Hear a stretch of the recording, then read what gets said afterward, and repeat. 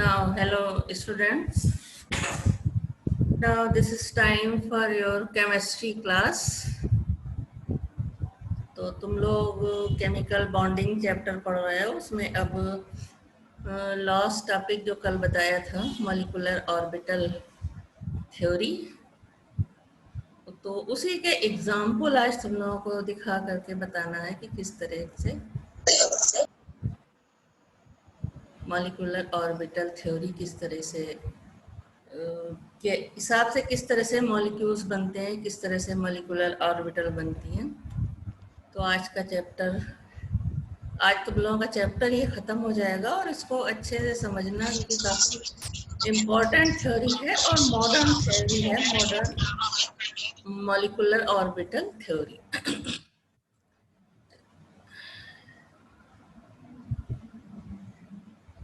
Wait just 2 minute.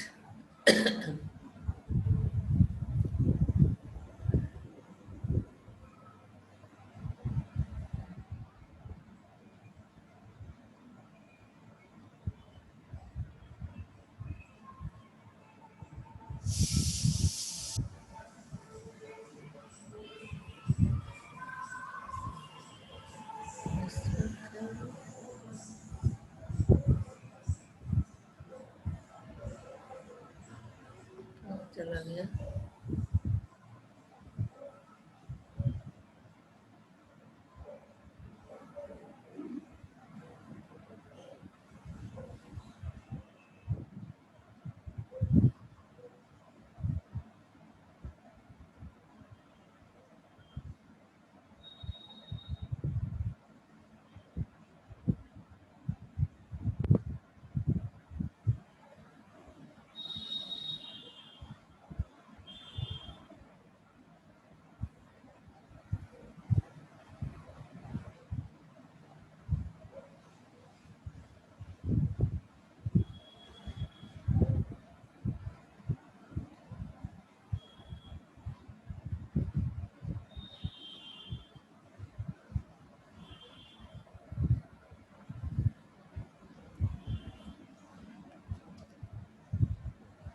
Okay, wait just 2 minute.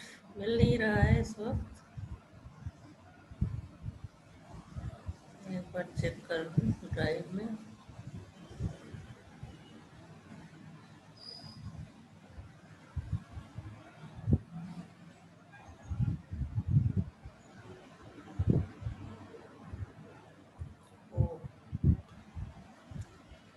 Just wait 2 minute. यहाँ पे ये download अभी नहीं हो पाया है नेट की प्रॉब्लम की वजह से।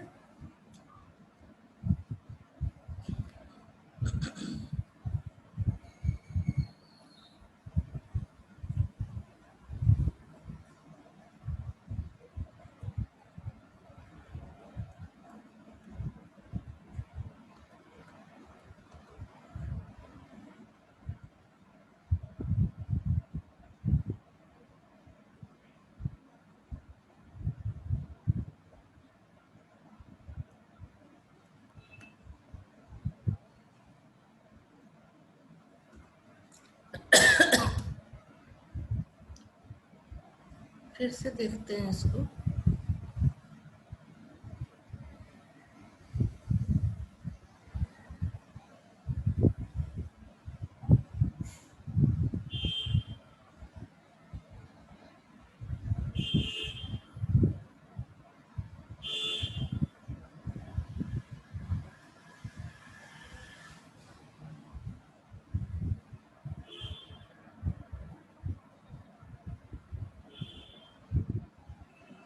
Yes,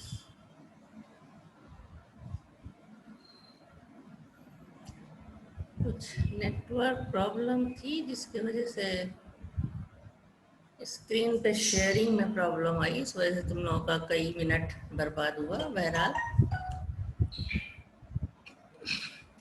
now welcome everyone. तो आज मॉलिक्यूलर ऑर्बिटल थ्योरी के बारे में कल तुम लोगों को बताया था, तो आज उसी के कुछ एग्जाम्पल दिखा करके किस तरह से मॉलिक्यूल्स फॉर्मेशन में एटॉमिक ऑर्बिटल बनते हैं और उनका स्ट्रक्चर किस तरह से होता है उस बारे में हम डिस्कस करेंगे। तो है explanation of some molecule on the basis of molecular orbital theory. First सबसे सिंपल एग्जांपल हम देखते हैं, हाइड्रोजन मॉलिक्यूल किस तरीके से बनता है। हाइड्रोजन मॉलिक्यूल हैज 2 इलेक्ट्रॉन्स, दोनों के पास एक एक इलेक्ट्रॉन होते हैं। तो जब ये बॉन्डिंग मॉलिक्यूलर ऑर्बिटल बनता है तो एक sigma 1s2 bonding molecular orbital बनता है 2 s ऑर्बिटल के कॉम्बिनेशन से, और एक एंटी बॉन्डिंग मॉलिक्यूलर ऑर्बिटल बनता है। दोनों का जिस तरह से ये दिखाया 1s2, 2 इलेक्ट्रॉन है इसके पास, क्यों? एक 1s ऑर्बिटल एक हाइड्रोजन का, दूसरा s ऑर्बिटल दूसरे हाइड्रोजन का मिलकर के बनाते हैं बॉन्डिंग मॉलिक्यूलर ऑर्बिटल और एंटी बॉन्डिंग मॉलिक्यूलर ऑर्बिटल। तो बॉन्डिंग मॉलिक्यूलर ऑर्बिटल के पास 2 इलेक्ट्रॉन और एंटी बॉन्डिंग मॉलिक्यूलर ऑर्बिटल के पास 1 इलेक्ट्रॉन। तो बॉन्ड ऑर्डर कितना हो जाएगा? बॉन्डिंग मॉलिक्यूलर ऑर्बिटल के पास 2 इलेक्ट्रॉन है, एंटी बॉन्डिंग के पास 0 है, तो बॉन्ड ऑर्डर 1/2 हो जाएगा 1। तो जब बॉन्ड ऑर्डर 0 अगर नहीं आता है तो इसका मतलब ये मॉलिक्यूल एग्जिस्ट करता है। और इनके बीच जो मॉलिक्यूलर ऑर्बिटल बन रहे हैं उनका स्ट्रक्चर ये है, atomic orbital of s and an atomic orbital of hydrogen, and this is another atomic orbital of hydrogen combined to form sigma 1s molecular orbital and sigma star 1s molecular orbital. This is anti bonding। ये कौन है? Anti bonding molecular orbital है ये, और ये molecular orbital. तो ये hydrogen molecule का एग्जांपल था। It means in hydrogen molecule both hydrogen atom are linked together by a single bond। क्योंकि बॉन्ड ऑर्डर कितना आ रहा है? 1। Since there is no unpaired electron, thus hydrogen molecule is diamagnetic। अब diamagnetic और paramagnetic क्यों होते हैं, इनके बारे में शॉर्ट में थोड़ा यहाँ दिया है, उसको एक बार समझ लो। If all the electrons in the molecules are paired, that is दो इलेक्ट्रॉन जब होंगे हर ऑर्बिटल में, तब वो कौन सा कैरेक्टर शो करेगा? डाईमैग्नेटिक। यानी दूसरे एटम होंगे उनको अट्रैक्ट करने की प्रॉपर्टी कम होगी। While when the molecule has 1 और more unpaired electron it will be paramagnetic. तो हाइड्रोजन में यहाँ क्या देखा कि कोई भी अनपेयर्ड इलेक्ट्रॉन नहीं है मॉलिक्यूलर ऑर्बिटल में, इसमें नहीं। ये दोनों फॉर्म कर, जब मॉलिक्यूलर ऑर्बिटल बनती है तो यहाँ है नहीं और यहाँ है तो पेयर्ड है, तो इस कौन सी प्रॉपर्टी शो करेगा? Paramagnetic. Now H2 plus ion, total number of electron यहाँ क्या होगा? 1 हो जाएगा। इलेक्ट्रॉनिक कॉन्फ़िगरेशन इस तरह से होगा, sigma 1s and sigma star 1s 0। Bond order 1/2 हो जाएगा। अब इसमें किस तरह से मॉलिक्यूलर ऑर्बिटल बन रहा है? एक हाइड्रोजन एटम, इसका 1 इलेक्ट्रॉन है इस ऑर्बिटल में, और दूसरा हाइड्रोजन आयन है, तब ये H2 प्लस बन रहा है। हाइड्रोजन आयन के पास कोई इलेक्ट्रॉन नहीं होता, तो ये दोनों s ऑर्बिटल कंबाइन होकर के एक बॉन्डिंग मॉलिक्यूलर ऑर्बिटल बना रहे हैं जिनके पास 1 इलेक्ट्रॉन है, और एक एंटी बॉन्डिंग मॉलिक्यूलर ऑर्बिटल बना रहे हैं दोनों जिसके पास कोई इलेक्ट्रॉन नहीं। तो यहाँ क्या है? एक मॉलिक्यूलर ऑर्बिटल में एक अनपेयर्ड इलेक्ट्रॉन है, तो ये कैरेक्टर कौन सा शो करेगा? Number of unpaired electron 1, that is paramagnetic. तो H2 प्लस आयन जो होगा वो पैरामैग्नेटिक होगा। ना third example H2 minus ion, यहाँ टोटल नंबर ऑफ इलेक्ट्रॉन 3 होंगे। कैसे होंगे? यहाँ पे डायग्राम में देखो, एक H एटम का 1s ऑर्बिटल, इसके पास 1 इलेक्ट्रॉन है। हाइड्राइड आयन है दूसरा जिससे मिलकर के ये H2 माइनस आयन बन रहा है, तो इसके पास 2 इलेक्ट्रॉन होंगे इसलिए H माइनस है।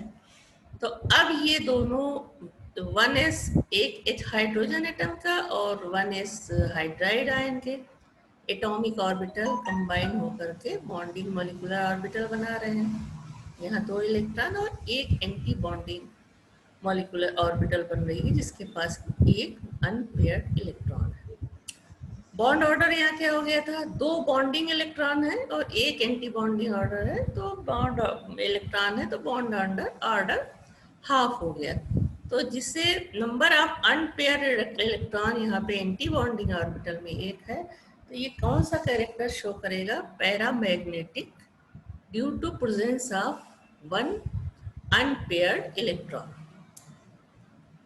उसी तरह He2 मॉलिक्यूल, यहाँ पे देखो बॉन्ड ऑर्डर 0 आ रहा है,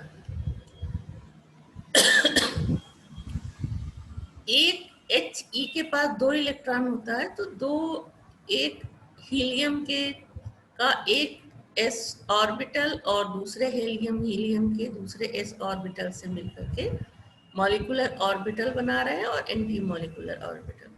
तो यहाँ पे भी 2 इलेक्ट्रॉन हैं, इन दोनों के कॉम्बिनेशन से बन रहे हैं, और एंटी बॉन्डिंग मॉलिक्यूलर ऑर्बिटल जो बन रही है उसके पास भी 2 इलेक्ट्रॉन है, तो बॉन्ड ऑर्डर क्या हो जाएगा, 0, यानी कि अनस्टेबल। जब बॉन्ड ऑर्डर 0 आएगा तब वो मॉलिक्यूल एग्जिस्ट नहीं करता, यानी He2 नाम का कोई मॉलिक्यूल नहीं होता है। उसके बाद है लिथियम मॉलिक्यूल का example. Now total number of electron यहाँ 6 हो रहा है। कैसे हो रहा है, एक लिथियम के पास 3 इलेक्ट्रॉन होते हैं तो 2 के पास 6 हो जाएंगे। अब एक लिथियम का s ऑर्बिटल और 1s ऑर्बिटल और 2s ऑर्बिटल से ओवरलैप करेंगे। तो इस तरह से देखो 2 दिखाया हुआ है यहाँ। लिथियम जिसके पास की 2s ऑर्बिटल, लास्ट वाले से हम शुरू करते हैं, पहले लास्ट में ये वाला 1s2, ये है ये 1s2 के बीच मॉलिक्यूलर ऑर्बिटल बन रही है और दूसरी तरफ 2s2। तो ये 2s के पास 1 इलेक्ट्रॉन और 2s के पास 1 इलेक्ट्रॉन लिथियम के पास होता है, दोनों कंबाइन होकर के मॉलिक्यूलर ऑर्बिटल बना रहे हैं। तो यहाँ 2 इलेक्ट्रॉन और 1 एंटी मॉलिक्यूलर ऑर्बिटल बना रहे हैं, इसके पास कोई इलेक्ट्रॉन नहीं। उसके बाद 1s के बीच कॉम्बिनेशन हो रहा है। 1s के पास 2 इलेक्ट्रॉन है लिथियम में और दूसरे के पास भी 2 इलेक्ट्रॉन है, दोनों कंबाइन होकर मॉलिक्यूलर ऑर्बिटल बना रहे हैं जिसके पास 2 इलेक्ट्रॉन हो गए, और एंटी बॉन्डिंग मॉलिक्यूलर ऑर्बिटल के पास भी 2 इलेक्ट्रॉन हो गए। तो यहाँ बॉन्डिंग मॉलिक्यूलर ऑर्बिटल के पास यहाँ 2 इलेक्ट्रॉन, यहाँ 2 electron, total electron bonding molecular orbital में हो गए 4 और एंटी बॉन्डिंग में 2 इलेक्ट्रॉन है। तो बॉन्ड ऑर्डर क्या हो जाएगा, 4 - 2/2 = 1। तो बॉन्ड ऑर्डर इसका 1 हो जाएगा। अनपेयर्ड इलेक्ट्रॉन इसके पास नहीं है, तो ये क्या होगा, डाई मैग्नेटिक। जो मॉलिक्यूलर ऑर्बिटल चाहे बॉन्डिंग या एंटी बॉन्डिंग बन रही है, किसी के पास भी अनपेयर्ड इलेक्ट्रॉन नहीं, यानी Li2 मॉलिक्यूल एग्जिस्ट करेगा। सबसे ज्यादा स्टेबल होता है Li2, उसके बाद Li+ और उसके बाद Li-2। उसके बाद है N2 मॉलिक्यूल या नाइट्रोजन मॉलिक्यूल। यहाँ टोटल नंबर ऑफ इलेक्ट्रॉन कितने हैं, 14। तो 14 इलेक्ट्रॉनिक कॉन्फ़िगरेशन के हिसाब से हम चलेंगे। Bonding molecular orbital sigma 1s2 के बीच bonding anti bonding molecular orbital बन रही है। उसके बाद 2s के बीच में bonding anti bonding molecular orbital बन रही है। फिर py के बीच और pz के बीच क्या बन रहा है, पाई बॉन्डिंग और एंटी बॉन्डिंग मॉलिक्यूलर ऑर्बिटल, और 2px के बीच सिग्मा मॉलिक्यूलर ऑर्बिटल बन रही है। तो टोटल नंबर ऑफ इलेक्ट्रॉन यहीं से हम काउंट कर सकते हैं। जैसे ये बॉन्डिंग मॉलिक्यूलर ऑर्बिटल है 2 इलेक्ट्रॉन, फिर ये है 2 2 4 इलेक्ट्रॉन, फिर ये है 2 2 4 4 8 हो गए और 2 इलेक्ट्रॉन इसके पास है। ये सारी बॉन्डिंग मॉलिक्यूलर ऑर्बिटल है।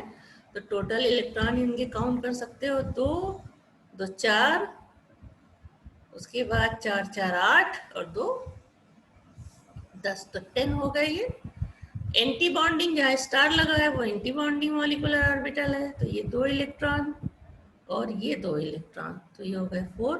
तो बॉन्ड ऑर्डर कितना हो जाएगा, bonding electron minus anti bonding electron upon 2 is equal to 3। तो 3 बॉन्ड ऑर्डर है, इसका मतलब नाइट्रोजन नाइट्रोजन के बीच ट्रिपल बॉन्ड होगा, जिसमें से एक सिग्मा बॉन्ड और 2 पाई बॉन्ड होगा। क्लियर इतना। मैग्नेटिक प्रॉपर्टी इसकी डाईमैग्नेटिक है, किस तरह से है इसका हम स्ट्रक्चर यहाँ बारी बारी देखेंगे।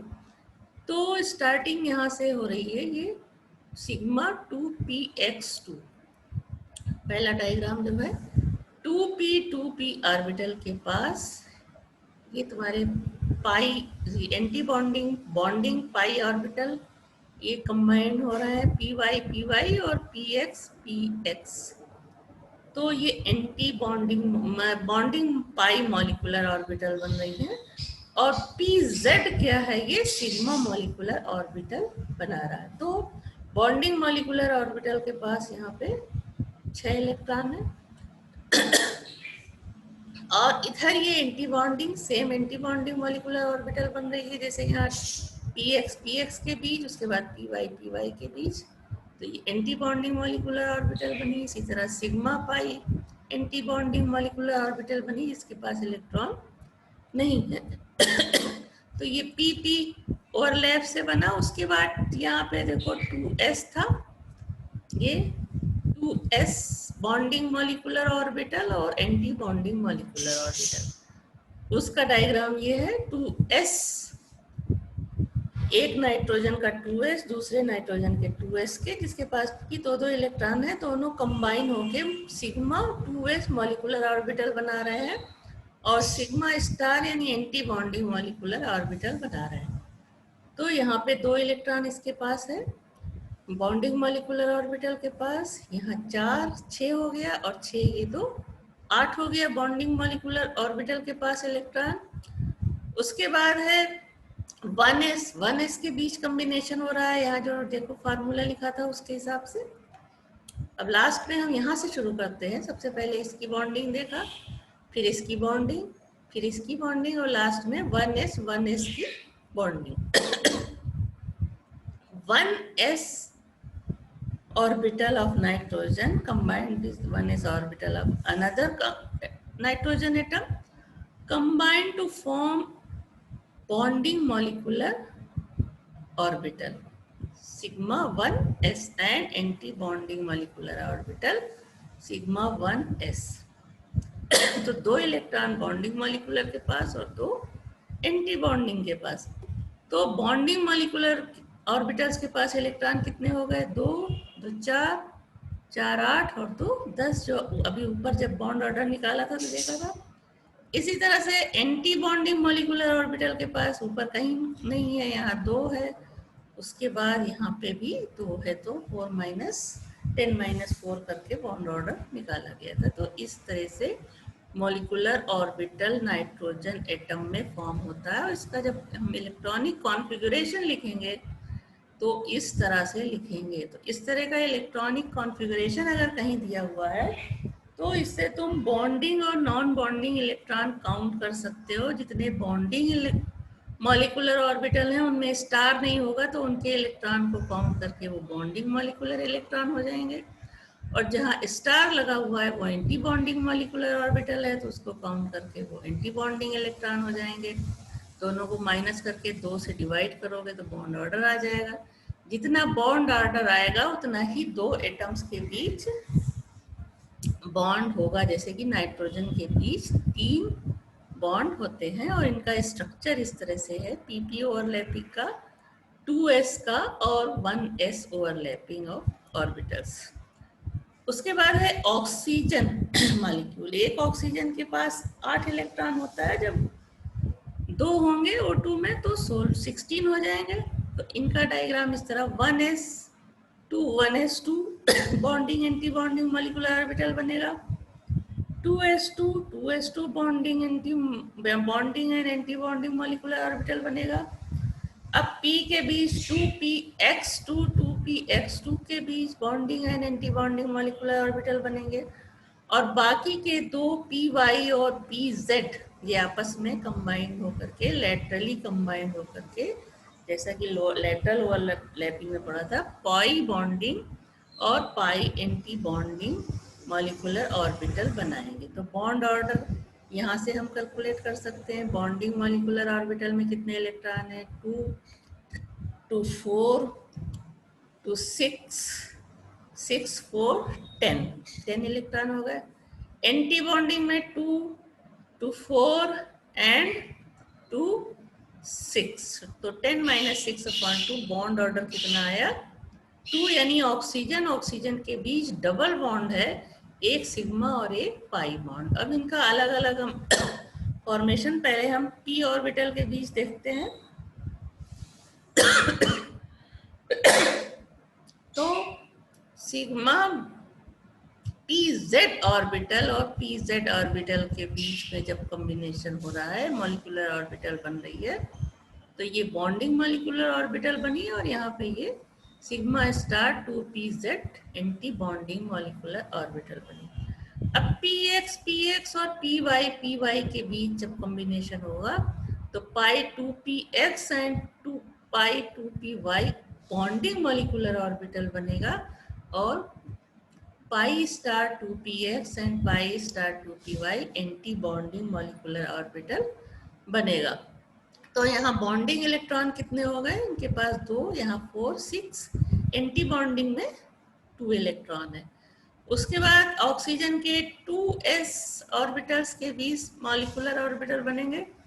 2s orbital of one oxygen atom and 2s orbital of another oxygen atom combined to form bonding molecular orbital and anti bonding molecular orbital. तो दोनों के पास यहाँ पे 2 इलेक्ट्रॉन है, तो कितने हो गए? बॉन्डिंग के पास यहाँ 6 और ये 2 8 हो गए, और उधर 2 था और 2 ये 4 हो गया।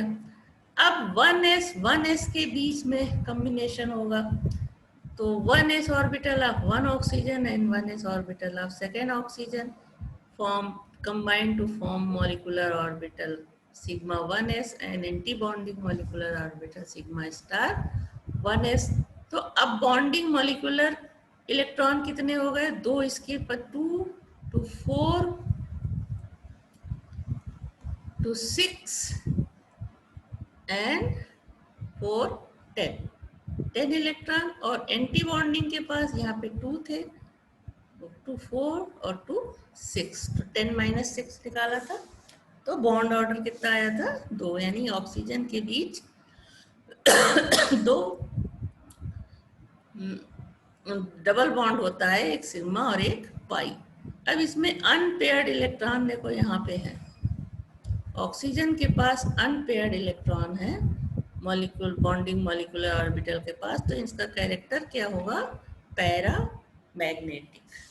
तो ये कुछ एग्जाम्पल देखे तुम लोगों ने किस तरीके से मॉलिक्यूलर ऑर्बिटल बनते हैं मॉलिक्यूल में एटॉमिक ऑर्बिटल के कॉम्बिनेशन से, जो थ्योरेटिकल बातें कल की क्लास में बताया था, और ये आज सारे एग्जाम्पल दे करके बताया। तो पिछला तुम लोगों के पास रिकॉर्डिंग भेजी, उसको फिर से देखना, पहले थ्योरेटिकल चीज़ें पढ़ो, उसके बाद फिर इसको पढ़ो, तो दोनों चीज़ें एकदम क्लियर हो जाएंगी। उसके बाद है comparison of valence bond theory and molecular orbital theory. तो अब दोनों थ्योरी तुमने पढ़ ली कि वैलेंस बॉन्ड थ्योरी क्या होती है और मॉलिक्यूलर ऑर्बिटल थ्योरी क्या होती है।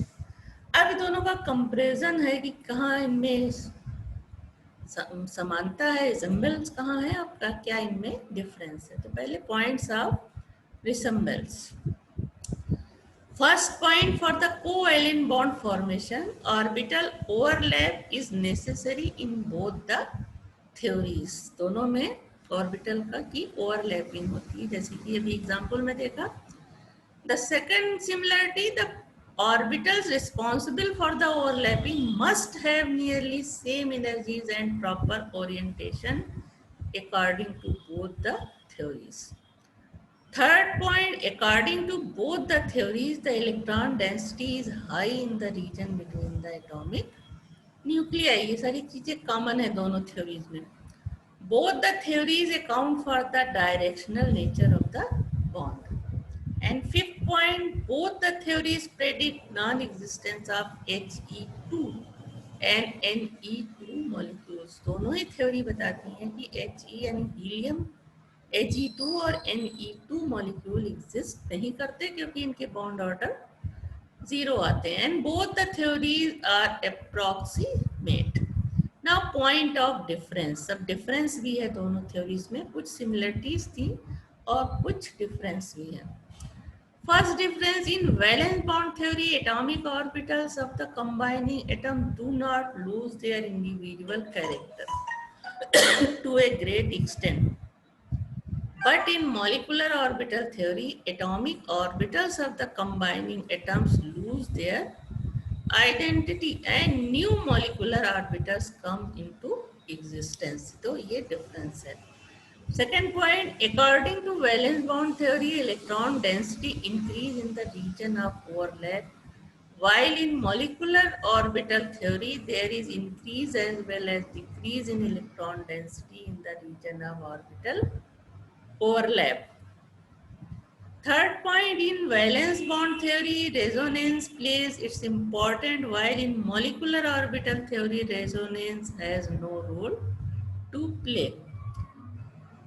Fourth point, mathematically, the valence bond theory is quite easy to apply, while molecular orbital theory is difficult to apply. Valence bond theory was not explained paramagnetic nature of oxygen molecule, while molecular orbital theory explains the paramagnetic behavior of O2 molecule. And sixth point is, valence bond theory fails to explain the existence of H2 plus ions, while molecular orbital theory explains it.